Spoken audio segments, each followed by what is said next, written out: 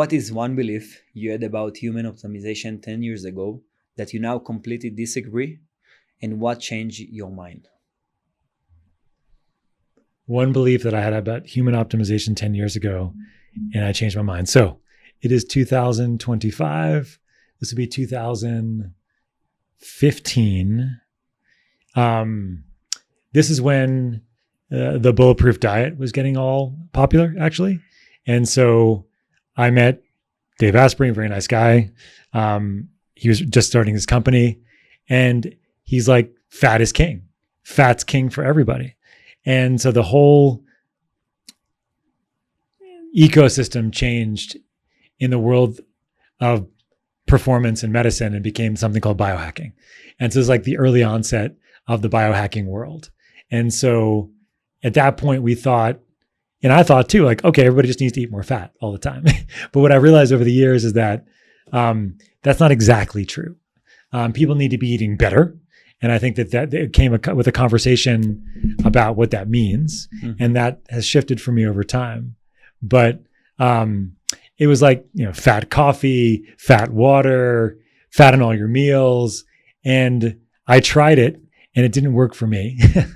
And it didn't work for a lot of my patients either. But it was helpful as a shift in perspective from like the standard American diet, and then giving more of a term for this world now we call that biohacking. So I think for me, the biggest thing that shifted since then is that I've become more nuanced in my approach and understanding that you have to be careful with trends, and I got very excited about this trend. I was 35 at the time. And so it became this like huge wave that I was enjoying riding. But then I realized that there are a lot of things that I didn't really agree with over time. Dr. Scott Sherr, how are you? I'm good. It's good to be here, Yovel. Thank you for having me. Always. I love that you start with that kind of answer, because I always say that the medicine world is always changing. Yes. And a lot of people stuck in the past, or a lot of people thinking they know, but I always say to everyone, you don't know nothing, Jones know. So I love about you that when I watch you from the side, all the podcasts that you're doing, you're a student of life. And I love all the knowledge that you bring into the table and what you're teaching in every podcast that you're doing. And with your nonprofit foundation that I will want you to talk about that in your company and whatever you're doing every time there, it's beautiful for me to watch. So I have a couple of questions for you today. Okay. But for the beginning, I would love that you will speak about your company, your nonprofit, and who is Dr. Scott Sherr. Sounds good. I'm down for however you want to start. Perfect. So what is the companies and the nonprofit that you're doing for the beginning? So it all starts in my clinical practice. Okay, so I'm an internal medicine physician. I specialize in a field called hyperbaric oxygen therapy. I've been now in clinical practice for almost 2 decades somehow. And yes, before you were born, probably. And as a result of that, over the years, you kind of like I've gravitated towards understanding health and wellness, not only from directly working with patients, but how can we create companies, or can I become a part of companies that can do it at a bigger scale? And I initially started with hyperbaric medicine, which is a really interesting technology. And then in 2017, 2018, I met a friend, colleague, and mentor named Dr. Ted Achacoso, who started this whole program called Health Optimization Medicine and Practice. Home Hope for short. It's a nonprofit organization that's training practitioners on how to optimize health rather than focus on disease. At the time, it was coming out of his clinical practice that he had based in DC and in Manila, as well as in Paris. And so he had created this framework. He wanted to make it a nonprofit. And it was a good timing because at the time I was really thinking about how I could really focus on more of a foundational practice within my own integrative world that I was working in as a clinician. And so in 2017, I signed on to be part of the nonprofit and work on helping create the coursework that we now have that practitioners can take as a 7-module certification for practitioners that are looking to learn how to shift that perspective from disease to health. And we have some really cool training there, and we have an online academy, and we have ways for people to get involved after they get trained and maintain a relationship with people that have already taken the courses.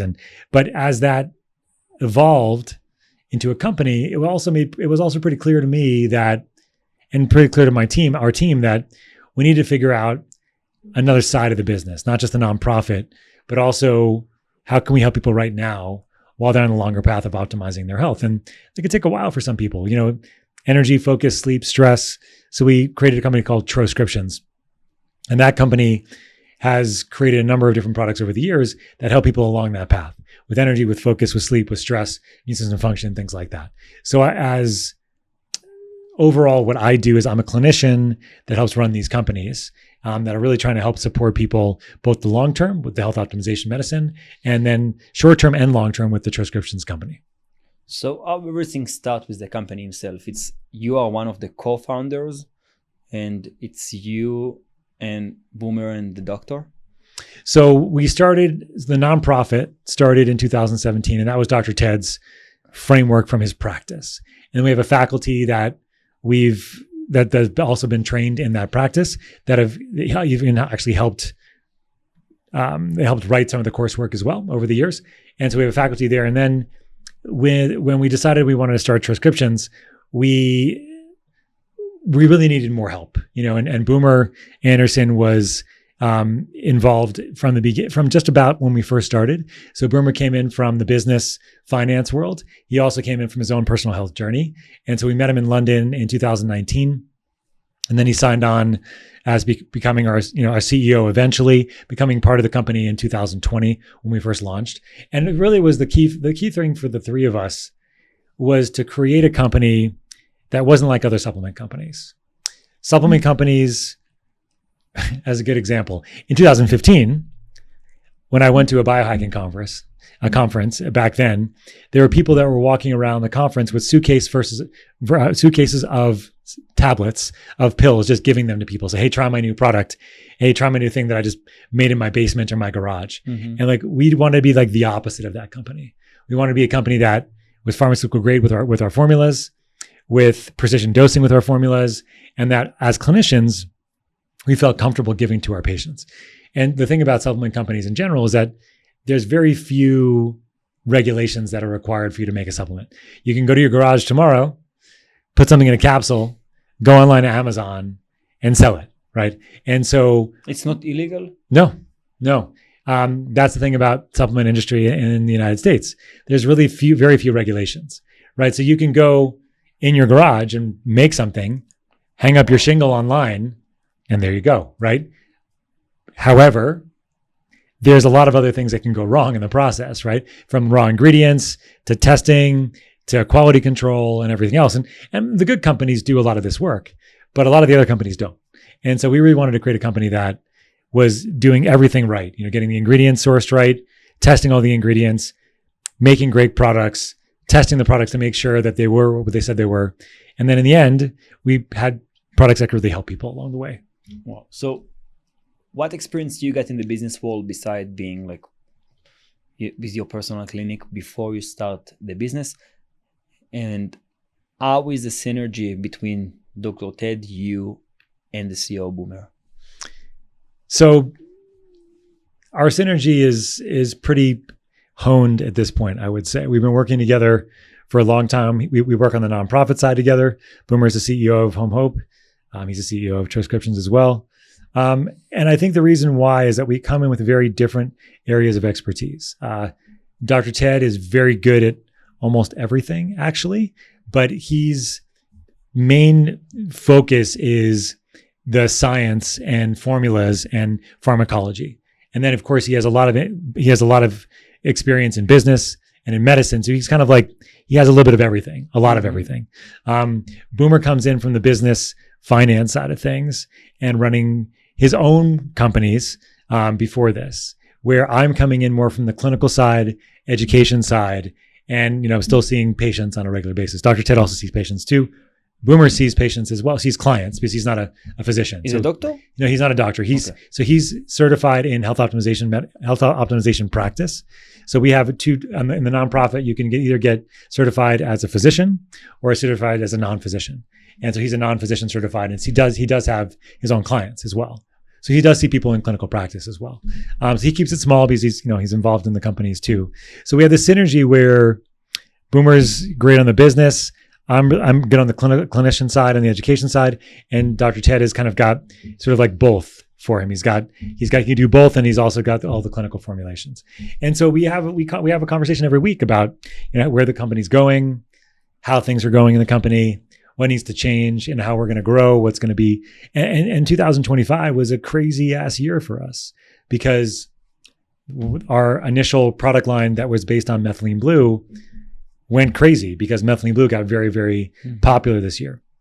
And that was fantastic. It's been a great ride. We're one of the Inc. 5,000 fastest growing companies in the United States. We're top, I think, 100 in healthcare in the United States. And most of those companies with us are venture backed and with millions of dollars in funding. And we're bootstrapped from the beginning. So it's a very different animal for us compared to a lot of these other companies.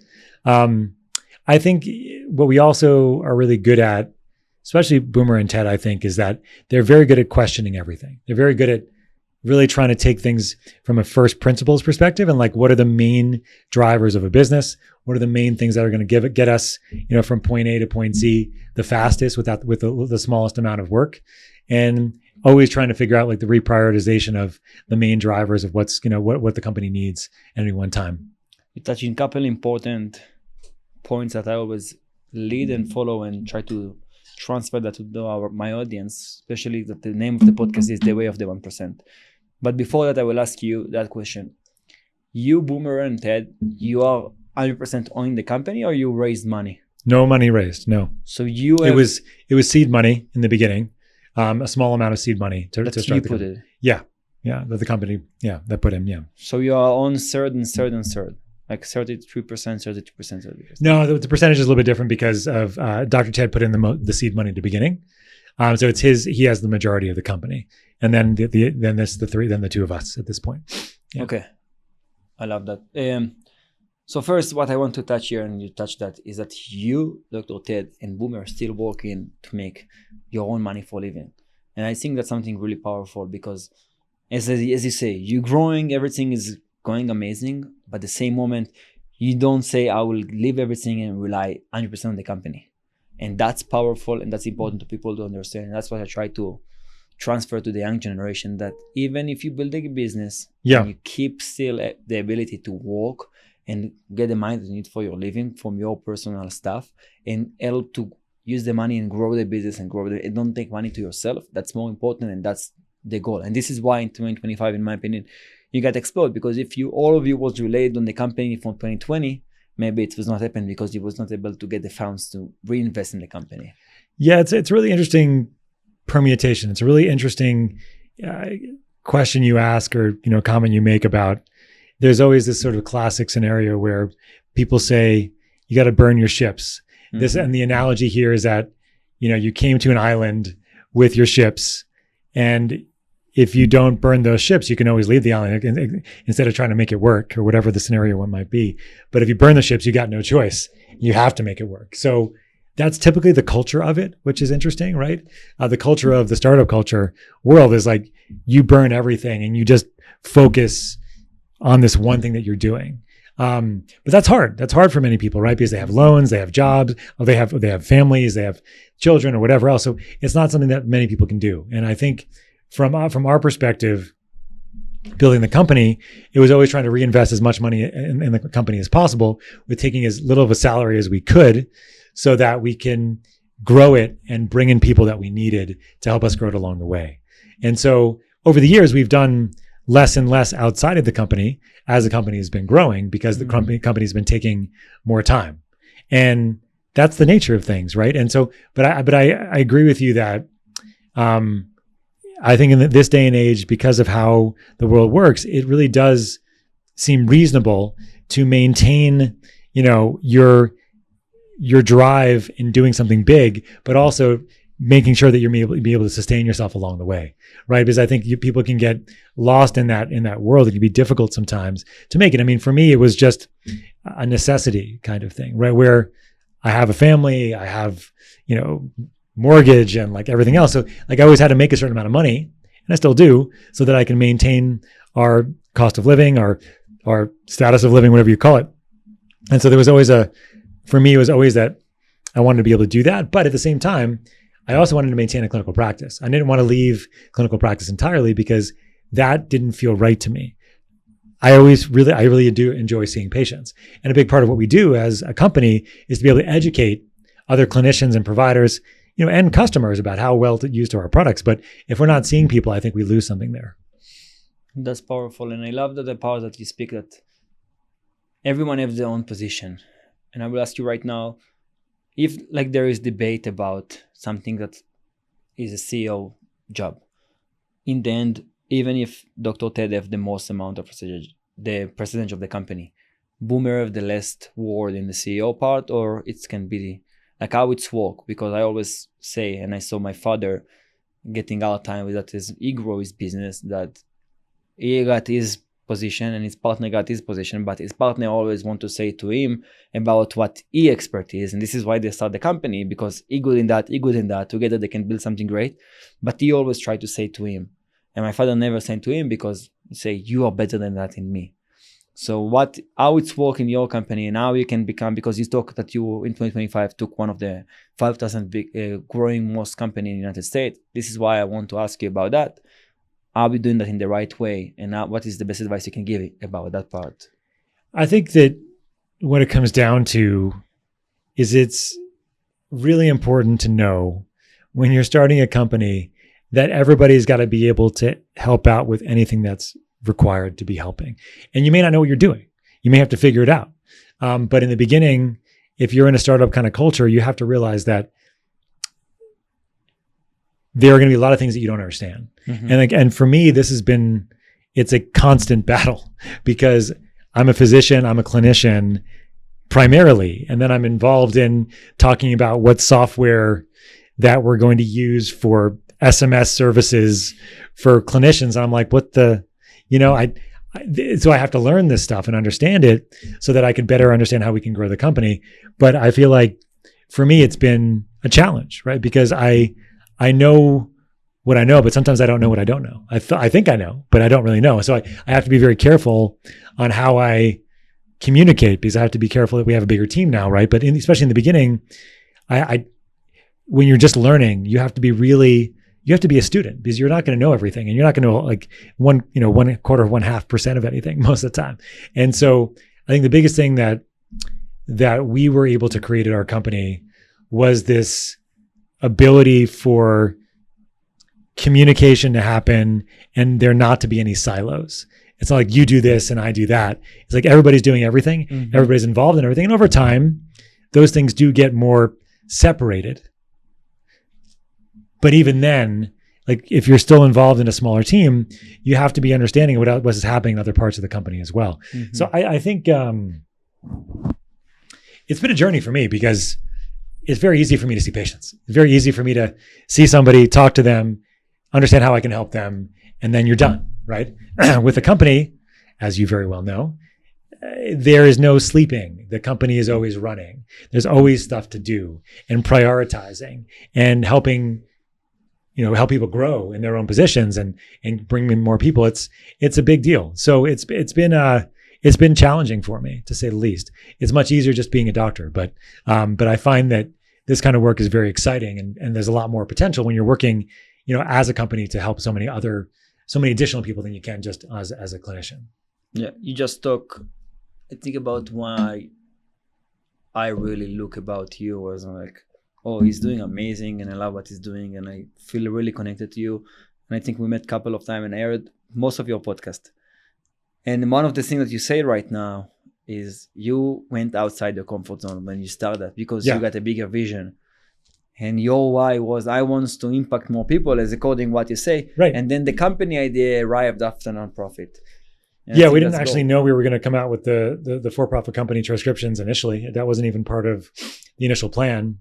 It was more, let's see if we can create something that can help a lot of people much more than we can as individual clinicians. Mm-hmm. Shift the perspective. Health optimization medicine is a big shift for people, because most people think about health in the rearview mirror when they're actually already getting sick or they're already having medical issues. If you think about things more proactively and optimize your health to a place where you're more resilient to those kinds of things, like you can prevent a whole lot of other things happening over time. Even if you're already sick, there's still a lot you can do to build up your foundational health over time that people don't think about. because they're already sort of in the throes of the medical system, for example. Yeah. So as a result of that, I got very involved in the mission. And, Dr. Ted is one of these brilliant people. His IQ is ridiculous. It's like over 180, 16 standard deviations above the mean Over as far 180? Yeah. There is more than 150? Yes. Yeah. So he's 1 in a billion-ish, or 1 in 6 billion. I can't remember, but it's a lot of people that are not like him. Right. And so when I first met him, I knew how smart he was. I asked him, like, what gets him up in the morning? Why is this venture so important? He's like, well, if we can move the needle on health just a little bit, think about how much good we can do in the world. Think of how much less suffering there would be. And it's a pretty good mission, and the mission of our nonprofit of Health Optimization, Medicine and Practice, of Troscriptions, we call it, democratizing enlightenment, which in the end really means like we're trying to decrease suffering in others, knowing that there really is no other. Like, we're all connected. We're all here together on this planet. We all have to live with each other and, on some level, right? And everything's connected. And so it's a big mission, but that's really what sold me on it, was like, okay, I don't know anything about business, but let's see how this goes, And so, so then it's been certainly uncomfortable a lot, along the process because I don't know a lot about business, and I didn't know a lot about business. But what I think I'm pretty good at is really trying to translate the science of what we're doing and educate on why it's so important to think about things in a different way. I love that. And I will tell you that after you've been in the Breaking Normal show, we just got Eagle. I don't know if you know Eagle is a pro disc golfer with hundreds of thousands of followers on social media. Okay. And he came to the studio to do a podcast. Then I saw him with Metal in Blue, your company. Nice. And I told him how we met about the company. He said, I just saw Dr. Scott and I fell in love. And he's one of the best top pro disc golfer in the world. He's a disc golfer. Okay, cool. The best, one of the best 10.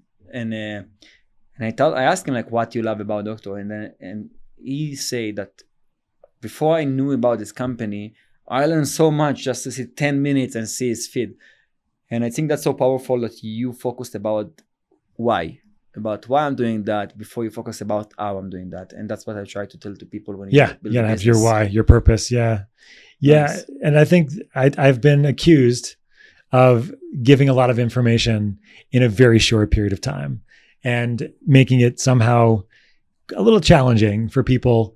I've also been told that for most podcasts, they have it sped up into like 1.25 or 1.5x. But for me, they have to listen to me at regular speed. So I grew up in New York. I have a fast addiction oftentimes. What I find actually it's a little bit different in person, like having this kind of conversation, I'm slower than if I'm on a podcast on tele, whatever, like on video for whatever reason. So I think it's because, there's a different, like you drop in with people like in person, which I think is fun. And I love that, we have this in Boulder that you're doing this and having great podcasters and people that are coming on as guests. But I think that the key that I just find it so important is that we want to give value. I don't want to sit here and waste anybody's time, including my own, and talk about fluff and not really give people some value. So the value is I think that like the number one that I really try to convey when I'm with people on podcasts, and the value is it translates into everything, right? It translates value as somebody as part of these companies, value as a dad or as a husband or whatever, right? So because I have a lot of these roles that I play, and that we all play, right? And so I had a lot of fun here, when I got to hang out with one of my faculty members from a nonprofit. She's based in Perth, Australia, and she and I had a great conversation about health optimization in children. Like it was just fun, right? Like, so like those kinds of conversations, like when you can bring out value to people, like I hope that's helpful. And I know that it's difficult to get the signal from the noise now because there's so much out there, but my hope is that we can make the signal slightly higher, like get a little more of a gain to it. So I'll tell to our audience that what Dr. Scott talked until now, the podcast, first time I think I saw that on a podcast. Someone asked you that kind of question. Yeah, no, I don't get asked these questions. Yeah. So that's good. So now I have another 4 questions that this is more dive into your healthcare, into the health industry. And I hope so that no one asked that question as well, but let's see. Okay. So, if you could design a health optimization school for kids, what will be the first 3 skills or habits you will teach and why?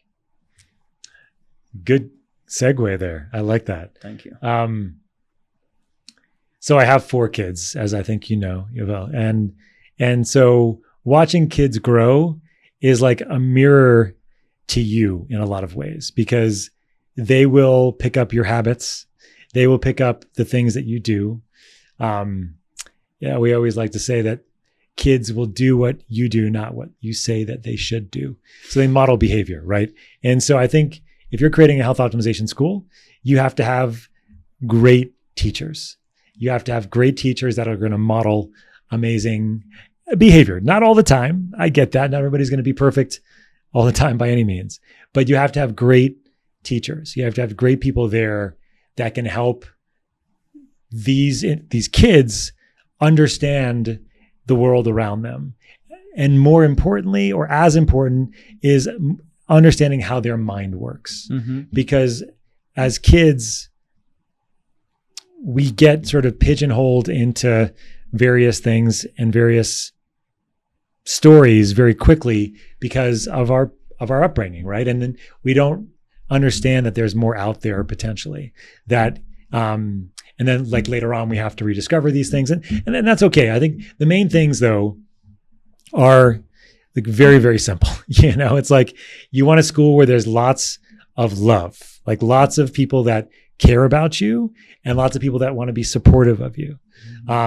That's like probably the number one thing, like, because if you feel, heard and seen and all those, woke words, but like if as a kid, you want to be acknowledged for your feelings and your, where you are in the world at the moment, and listened to, like heard and listened to, like that's like the biggest things. Like being like in a loving environment is probably the most important thing. Full stop. The second thing is that you want to have these kids sort of get good habits about the daily flow of the day, right? In the sense of eating, drinking, food. So eating and drinking, movement, like having them all have these activities where they get to participate and feel how their body feels while they're doing all these kinds of things.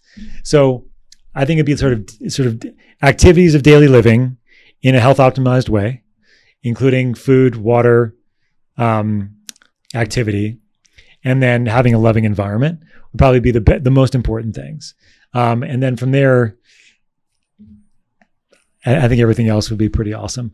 But this is not, this is an easy thing to say, It's hard to do. And hard to do. I think that in the end, what you're looking for is a supportive, caring, loving environment for your kids, where they give them hopefully not shitty food and they let them move around a lot and get some sunlight. How important is to parents to learn how to cook healthy food? Like how you say that's the first priority for parents before you become a parent? The first priority is to get your shit together.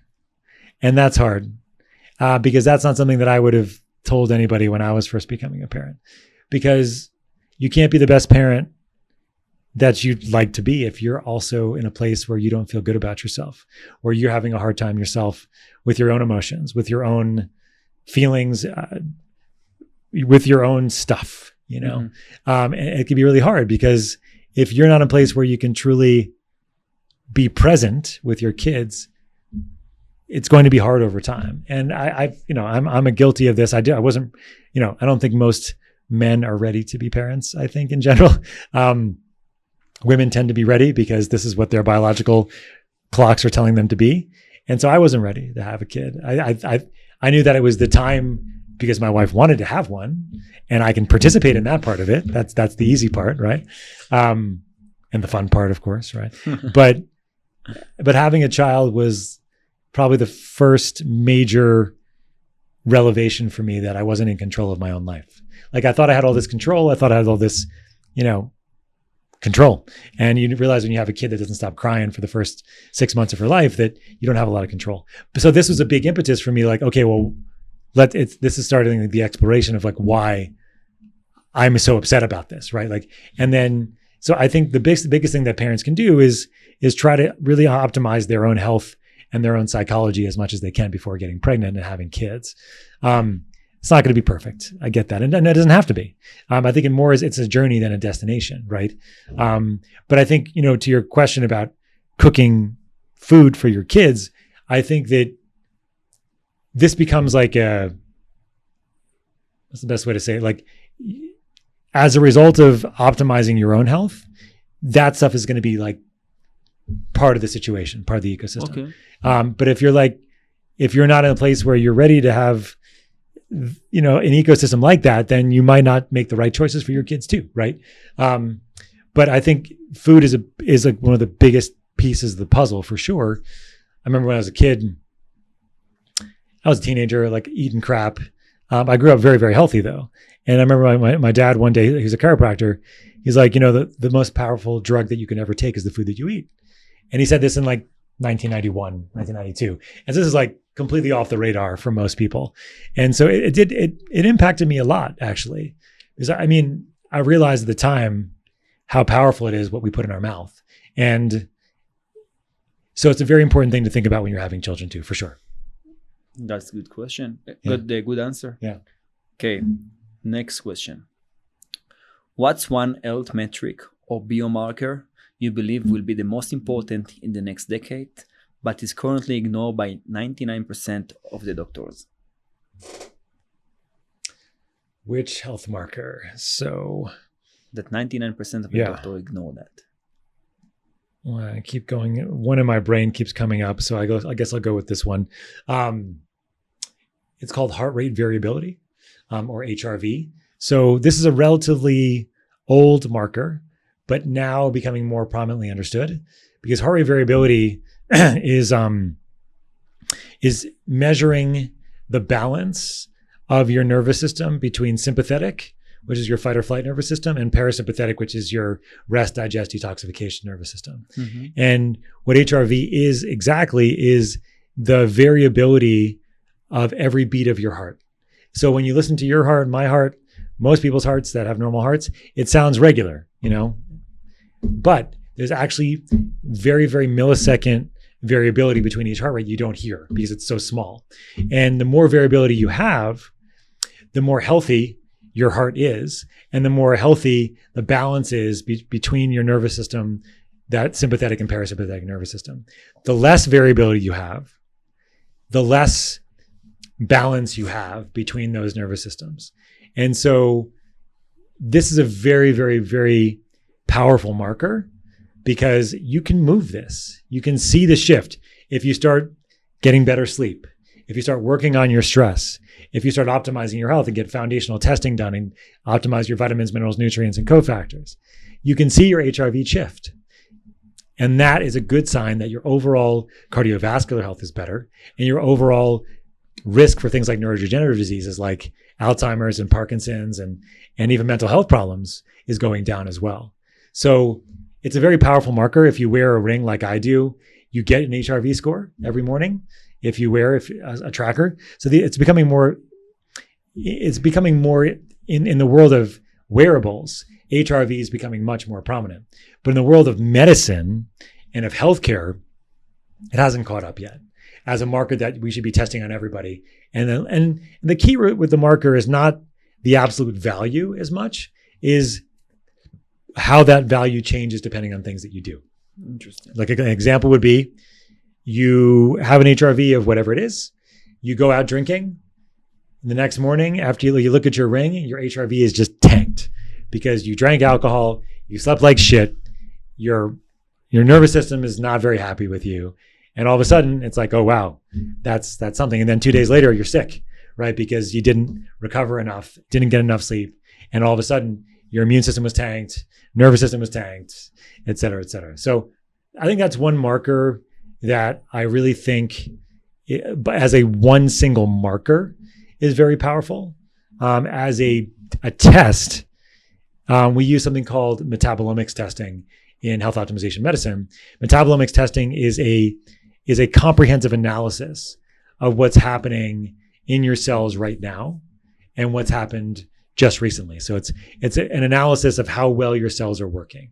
And it's been around for 20 or 30 years, but it's just starting to get to the place where we can use this data to optimize somebody's health and keep them foundationally supported from a health perspective over the long term. So I think metabolomics is the future when it comes to a laboratory testing data set. And I think HRV is a great wearable metric that you're going to see more and more in clinical practice as well. I think I agree with you because I watch more than 100 different podcasts of different doctors, 100 of athletes, no one talk about that. And I learned, like I was a personal trainer myself in my beginning, and I learned that I learned about the art so much, but we never talk about that. And I think how much it's important, and it's so like it's some indicator that can give us so much info about ourselves. It's a ton of information. And I think that's the thing. It's like one marker, one measurement, which gives you a ton of information. And then you can also do what are called provocative tests. You can actually have people do certain things and watch their HRV change. You can have them just change position. You can have them from lying down to sitting up. You can actually change somebody, you can actually watch their HRV change. And that can be helpful from a diagnostic perspective too.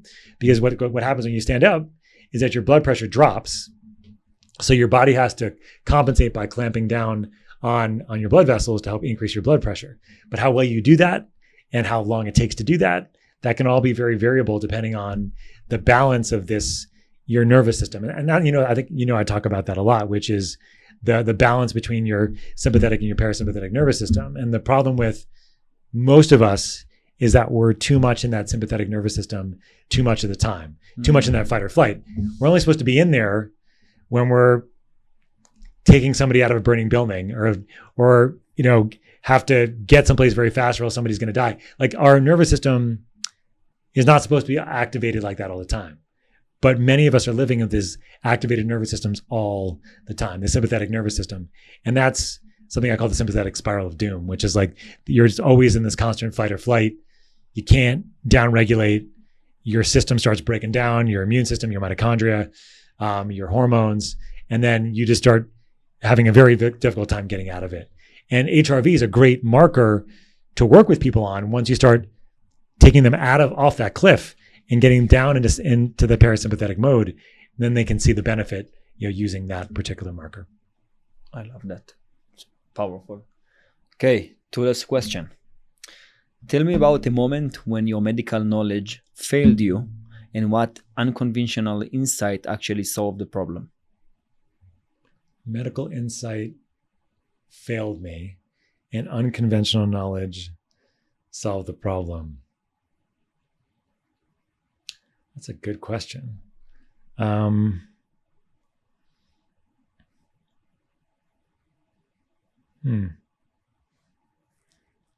always right. No, I'm just kidding. I think how I'd answer that question is kind of like a sideways way of doing it, is that what I've learned over the years is that the best way to help people is to not be the only person helping people. What I mean by that is that I am a big proponent of creating a team of people to help, not just me, because I know that I have a certain area of expertise where I can be helpful, but I am always very, very cognizant of wanting to bring other people involved, to get involved in somebody's care so that I give as comprehensive care as possible. A good example, just today, talking to a lady that had significant traumatic experience over 10 years ago, and now has significant cardiac symptoms, chest pain on a regular basis. And the doctors say it's this, and she's taking medicine for this, and it's helping. And she's wondering if I can help her using the health optimization framework. And I told her, look, I think that there is significant benefit that we can make by looking at optimizing your cellular function, your gut, your neurotransmitters, your hormones. All those things are very, very important. But in addition to that sympathetic activation that we were talking about just before, she was obviously in it. She didn't even realize that she was, because she's been in it for such a long time that her nervous system compensates for it. So you just run at a high level and don't even realize it from a cognitive perspective. So for her, it's extremely important for her to find ways to address that sympathetic activation, that that fight or flight that's happened for so many years without her really understanding it. And so for me, I think the best way that I've found over the years to compensate for the lack of knowledge that I have of certain things is to be able to bring teams together of practitioners that have knowledge that can support a patient in a more holistic way. I've certainly gotten burned over the years in trying to use various technologies with patients without thinking through the entire picture. One that just came to mind is that when I first started working with hyperbaric therapy, I allowed somebody to get into a chamber that I shouldn't have let get in. Mm-hmm. She was desperate. She wanted to go in. I've tried everything. Nothing works for me, which again, by the way, that is basically code for saying I'm in sympathetic spiral of doom. Help me. And no therapy is going to help them unless you're addressing that sympathetic activation. But this is very early. This is in 2012 or 13. So I was just 32, 33 years old, and I just started practice. And so I let her in the chamber. She had an asthma attack in the chamber, never came back. She was fine. But it was very, very instructive to me that it's very important to understand when it's the right time to do something and not just do something because somebody wants to do it at that time. And so I don't know that it exactly answers your question, but I think it was a very seminal moment for me because it was like, okay, there's more here that's required to understand before doing something all the time. It's not just like if you have a hammer, everything looks like a nail. You have to be more nuanced about the approach. And so for me over the years, I've very much tried to be more nuanced about my approach. And most of the time that served me well. That's a good question and good answer again. I didn't exactly answer your question, but I tried. But that was good enough because it's always important advice to get 2 point of views about everything, especially if it's your old. I think the hardest thing we do for all of us is to know what we don't know, and over the years as a clinician, I'm much better at that. Of course. But, in business and operations and things like that, I'm not as good at that. Like, I think I know something enough, but then I realized, oh, no, this is like an entirely deeper level that I know how to do. And then everybody's like, you asshole. I'm like, of course, I didn't know, but now I know. I'm sorry, but like, but that is a learning experience. Like we have to do that. But I think that's the biggest thing is that, if you don't understand something, or if you think you even understand it, but it's not your realm of expertise, go the next level and try to learn more. Agree.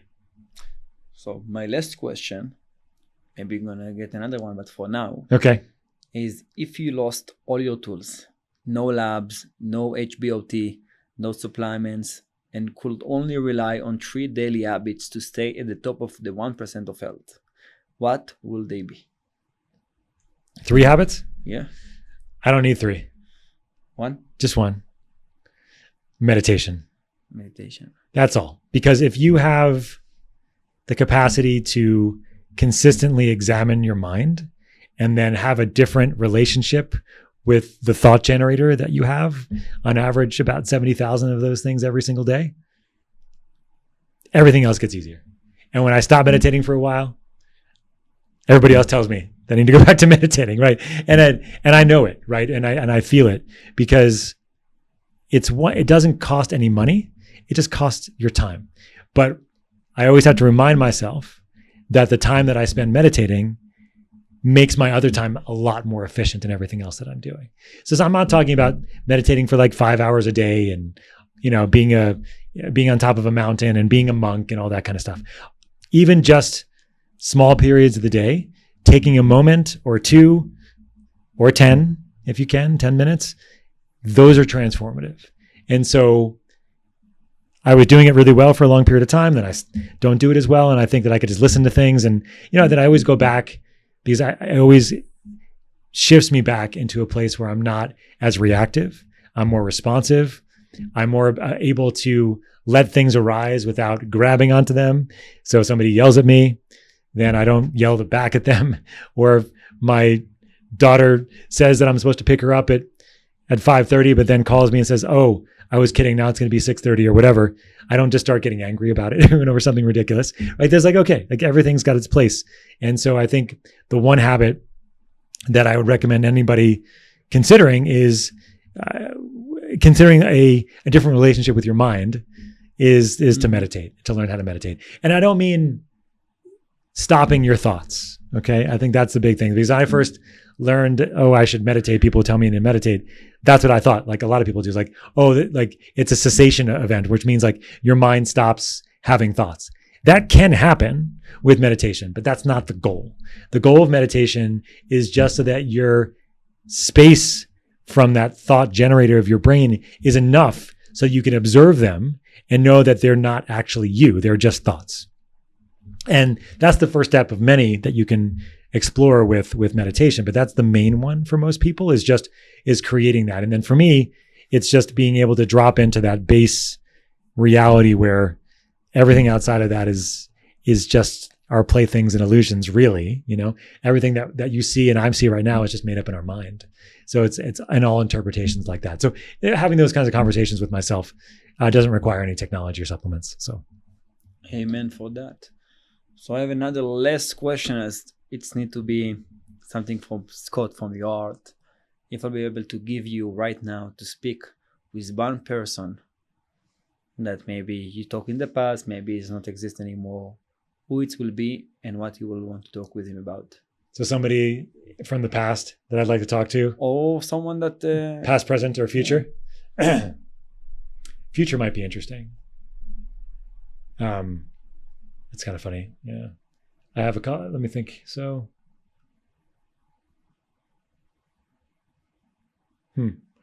what's so interesting, what's coming to my mind is I would love to talk to my son when he's like in his 30s, just to like, tell me about your childhood. Like, how'd it go for you? Like it'd be so interesting to have that. And I will at some point have that conversation with him. He's 8 years old now. I would love to know his perspective just on his life, how his upbringing was and how he is doing now, given all of that. How much therapy did he need? How much therapy didn't he need? I don't know. And I'll blame my wife for his therapy, right? But that's the first thing that comes to mind. Is I think it's so interesting because as a parent, you have this really cool breeding ground of experimentation. Like you can experiment with your kids and see how different things land. Like you can, I remember when they were younger, I would just, whatever they did, I would just ask them a question. I would just have these like games that they didn't even know I was playing them because they were so young. They say like, Dad, X, Y, Z. I'd be like, oh, really? Tell me more about this. Or what do you think about that? And I would just keep going and going with questions until they stopped, right? Just like games like that. Or I remember when one of my kids was young, not my son, but another of my kids, they had this perseverating, recurring thought in their brain. And like, Dad, I can't stop thinking about this, this, and this. I'm like, okay, I want you to think really, really hard about that. Like as hard as you've ever thought about any thought ever in your life. And she's like, okay. And then all of a sudden she's like, Dad, it's gone. It's gone. Like, it's like cool experiments like that, because oftentimes we're avoiding things as humans. Like we avoid the things that we don't like, right? And that's why they become so prevalent in our mind, because we're trying to avoid them and we get this what's called a negative attachment to them. And so if you like, instead of avoiding them, you're actually like going on and straight on thinking about it, that's when they actually can like transform, right? And so I think it'd be fun to talk to, I guess, any of my kids really as they get older. Like, but if I had like a future like time machine, if I was in Bill and Ted's Excellent Adventure, which you don't remember, but they had the phone booth and they could go into the future, I would love to like hang out and just like see what and have a conversation with him. I think from like a historical figure perspective, like it's a difficult one.